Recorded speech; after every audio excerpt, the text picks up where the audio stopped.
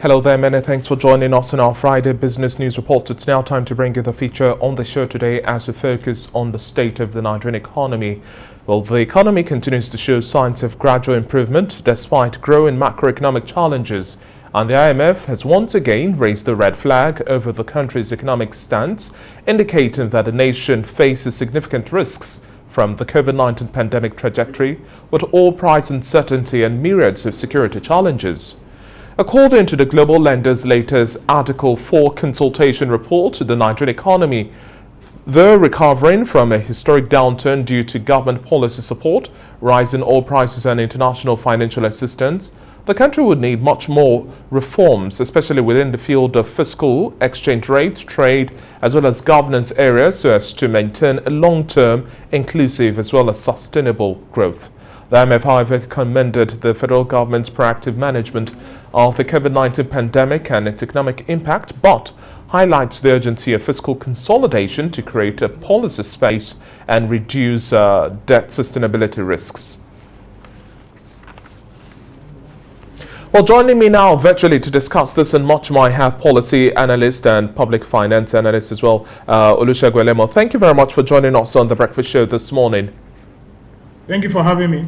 Now, Segun, starting off our conversation, these concerns the IMF is raising over the state of the Nigerian economy isn't necessarily new. There's no element of surprise here, as these are issues the global body has always raised concerns about. However, from your perspective, why do you think it will be difficult for the country at this point in time to tilt to a course of the economic direction the IMF is charting for us?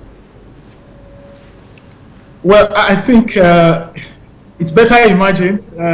There's politics around the corner. So naturally, politicians are not rational people. So there will be more political consideration than economic decisions taken in the next couple of months. And we already saw that with the suspension of the implementation on the removal of fuel subsidy. Fuel subsidy, we all know it's a burden on us. Number one, we don't know exactly what we consume as a country. There is no data to support that. The Nigerian Governors Forum continues, to protest regarding the consumption of fuel in the country. So that figure that we're spending on a daily basis, as highlighted by the NNPC, GMD. Is not the true state of things, but then you see how politicians reacted by saying that they would rather continue to pay subsidy because there is politics ahead. There's no other way to define it. It's just politics. I like the fact that you bring into perspective that this marks the pre-election year. So as part of solutions being proposed by the IMF are the need for stronger major reforms in the fiscal, exchange rate, trade and governance areas to lift long-term inclusive growth. Now, with this year marking really the pre-election year, the one that precedes the 2023 elections, many analysts are not optimistic that any change will come to bear, as activities from the second part of this year would largely be politicking rather than consolidating on any reform that we've had either in the past or new changes that we're starting the year with. Do you share this sentiment? Absolutely. Everybody is declaring now. There is declaration and counter declarations from everywhere. Sitting governors are declaring to run for one office or the other. Current ministers are declaring to run for one thing or the other. Everybody's just declaring. So, we'll literally enter the election, and it's sad really, that we barely have 2 or 2.5 years to govern in a 4-year tenure. And I think that proposal, the former President Goodluck Jonathan, saying that we should have a 6-year one term for president. I think it's just, for president and sitting governors, I think it's just the way to go.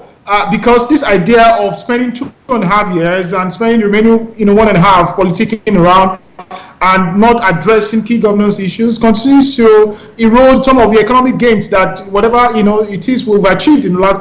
Look at what's happening right now. There's so much to attend to.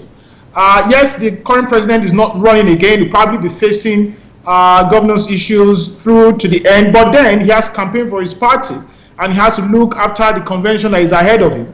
And then again, the opposition parties are there looking to take up power, and everybody's just distracted.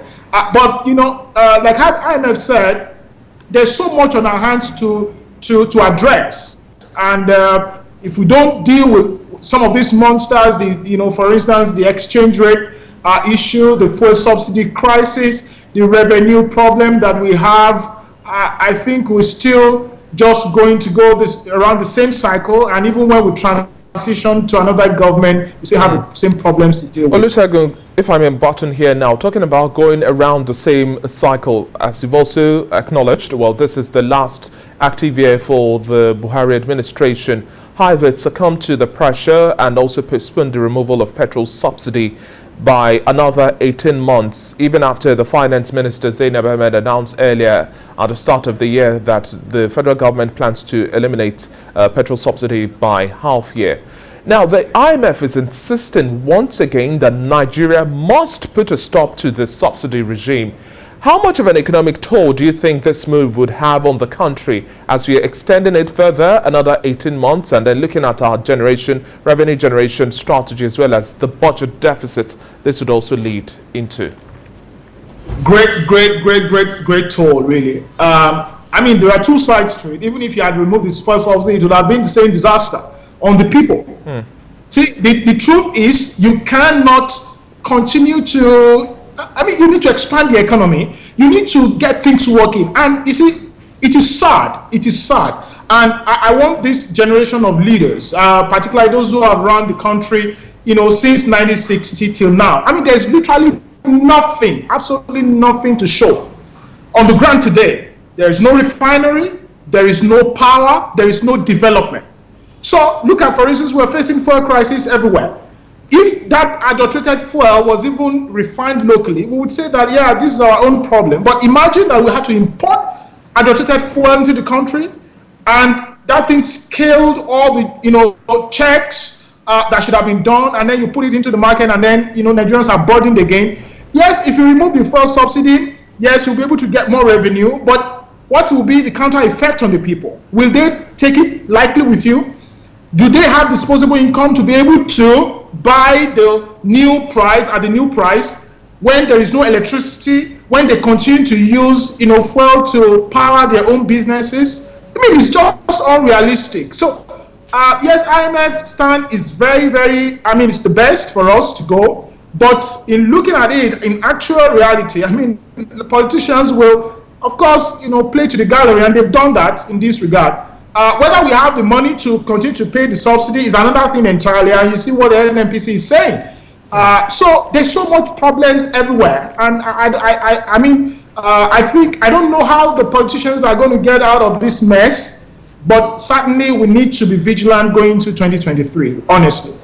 Well, we're also expecting the population census to be carried out this year. We are wrapping up our conversation at this point in time. Olusegun, how critical would you say it is to work with accurate data in terms of setting the tempo for an economic agenda and a clear blueprint to outlive any administration in setting the tempo for a fresh administration come the year 2023?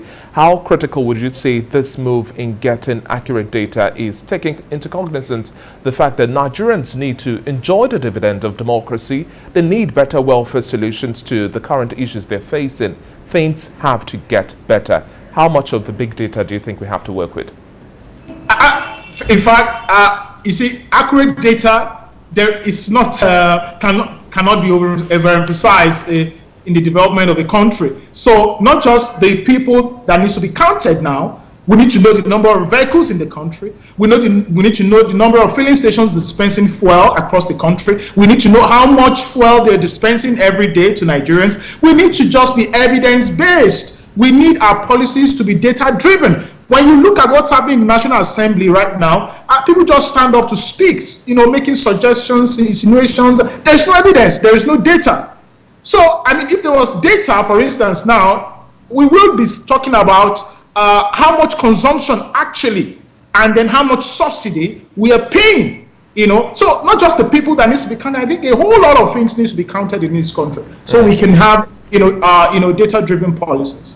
Thank you very much for your time on the Breakfast Show this morning, Olusegun Elemo. Thank you once again, and we hope government is taking cues, and hopefully we have a smooth economic transition once this administration is done with it doing its best. Thank you once again. We're looking forward to that. Thank you for having me.